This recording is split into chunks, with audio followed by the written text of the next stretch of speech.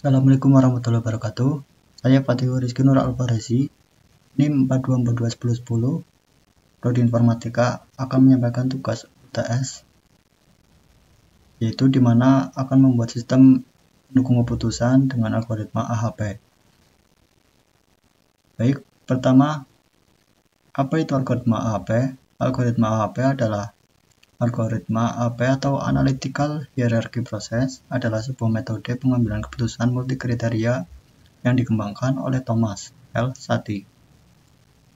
AHP digunakan untuk membantu pengambilan keputusan dalam mengatasi kompleksitas dan ketidakpastian yang muncul dalam situasi di mana berbagai kriteria perlu dipertimbangkan.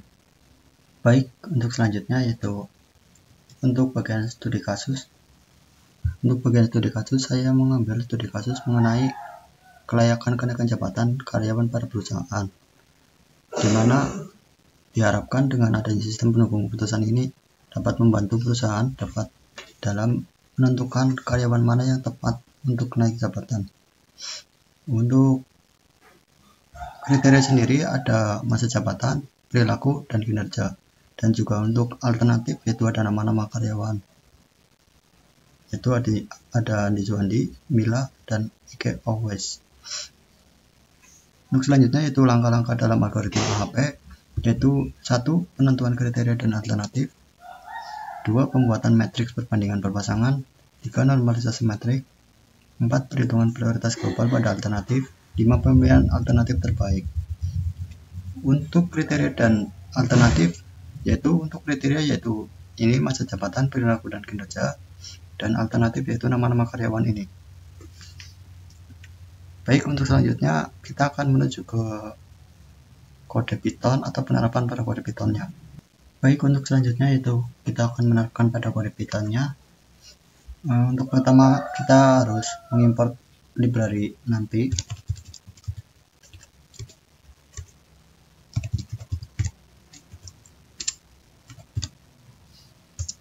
Lalu kita akan masukkan juga alternatif kriteria, cost dan benefit, dan juga kepentingan. Itu kita akan memasukkan alternatif terlebih dahulu.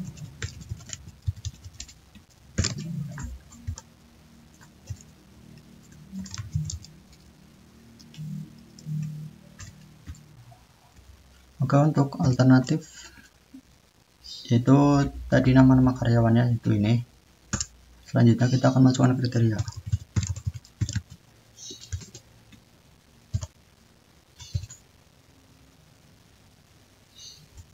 Untuk kriterianya yaitu seperti ini. Selanjutnya kita akan masukkan cost dan benefit.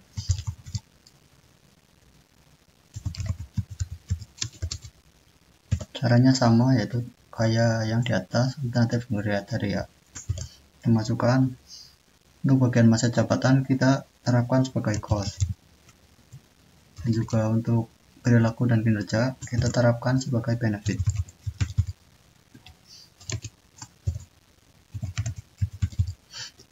Oke, selanjutnya kita juga akan membuat kepentingan, yaitu kepentingan ini dibuat nanti untuk menghitung bobot.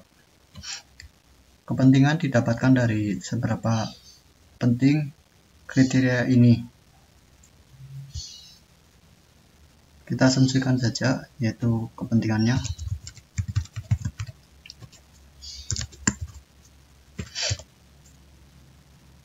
Kita masukkan berupa angka yaitu untuk masa jabatan. Seberapa pentingkah masa jabatan?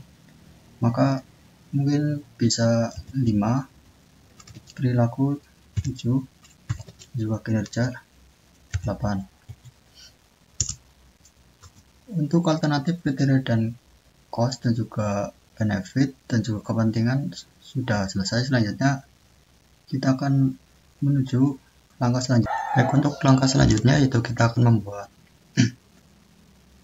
metrik perbandingan berpasangan, yaitu kita masukkan alternatif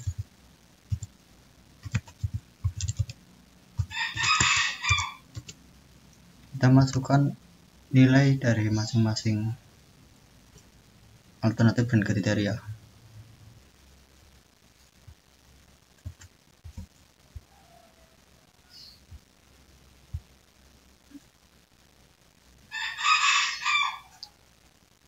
Baik, untuk alternatif kita bisa masukkan seperti ini, di mana alternatif ini yaitu untuk yang metrik pertama ini, baris pertama, yaitu untuk alternatif Andi Suwandi dan juga kriteria masa jabatan, perilaku, dan kinerja, di mana Andi Suwandi ini memiliki skor masa jabatan 3 atau 3 tahun, perilaku 3 cukup baik, dan juga 4 kinerja sama dengan yang lainnya ke samping untuk penilaian atau alternatifnya. Baik, langkah selanjutnya kita akan membuat atau menjumlahkan baris ini. Caranya kita buat variabel baru, jumlah baris np atau nampi sum alternatif metrik.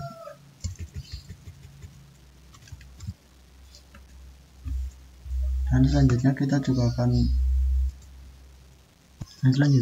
akan membagi jumlah baris ini dengan 3.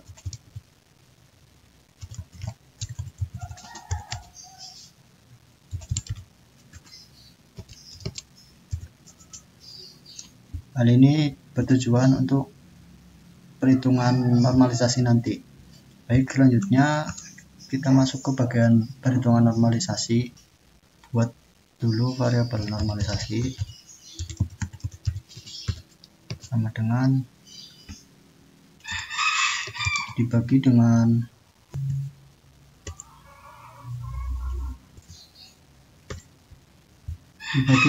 jumlah baris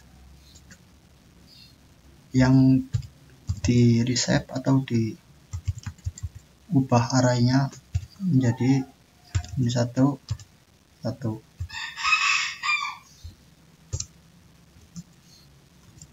Selanjutnya kita akan menghitung bobot, yaitu caranya kita buat variabel bobot, kita masukkan juga. Untuk menghitung bobot kita memerlukan kepentingan ini dan juga normalisasi ini, hasil normalisasi, yaitu caranya kita jumlahkan kepentingan atau normalisasi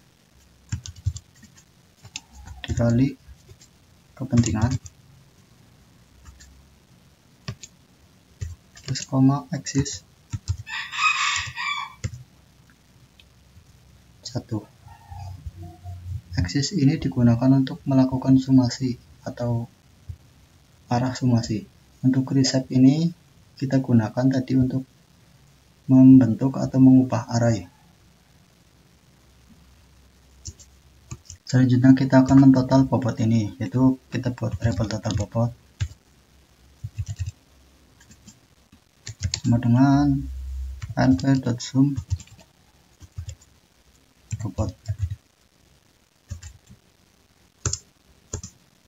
Baik, untuk sampai ini bobot sudah bisa dihitung. Selanjutnya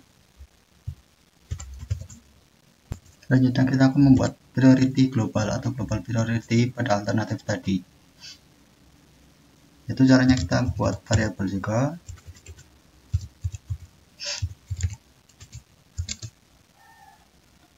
Priority kita akan memasukkan bobot dibagi dengan total bobot. Sampai sini kita sudah menentukan alternatif, kriteria, cost benefit, kepentingan, dan juga alternatif bersama atau gabungan. Dan juga kita sudah menentukan normalisasi dan juga global priority. Untuk selanjutnya kita akan menghitung konsistensi ratio. Ini dibuat untuk mengevaluasi sejauh mana hasil yang didapatkan. Dimana di sini ada panjang dari alternatif, random index dimasukkan bebas, dan juga ini ada konsistensi index, dan ini konsistensi rasio. Selanjutnya kita akan menghitung hasil terbaik, di mana kita membuat variabel alternatif terbaik atau indeksnya berupa kita menotarkan priority tadi, yaitu mengambil priority ini. Dan juga selanjutnya kita panggil alternatif terbaik ini, dan maka dapat dihasilkan nantinya alternatif atau hasil yang terbaik. Nah, selanjutnya kita akan menampilkan hasil terbaik ini. Kita akan menggunakan print hasil perhitungan. Kita juga akan menampilkan bobot setiap alternatif, dan juga kita akan menggunakan for untuk meloop alternatif ini, dimana kita akan tahu yang mana alternatif dan juga besar bobotnya. Dan selanjutnya kita akan print alternatif terbaiknya.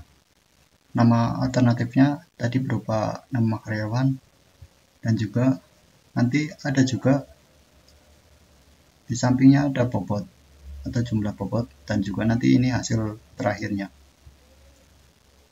Nah, selanjutnya ini hasil konsistensi, di mana konsistensi rasio dapat dikatakan konsisten jika konsistensi ratio lebih kecil sama dengan 0,1, dan selain itu maka hasil yang didapatkan tidak konsisten. Untuk kode sampai segini kita sudah menentukan alternatif,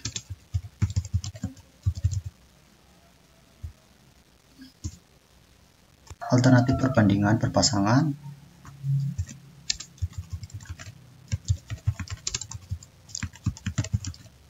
kita sudah menghitung normalisasi, menghitung bobot, dan juga menghitung prioritas global.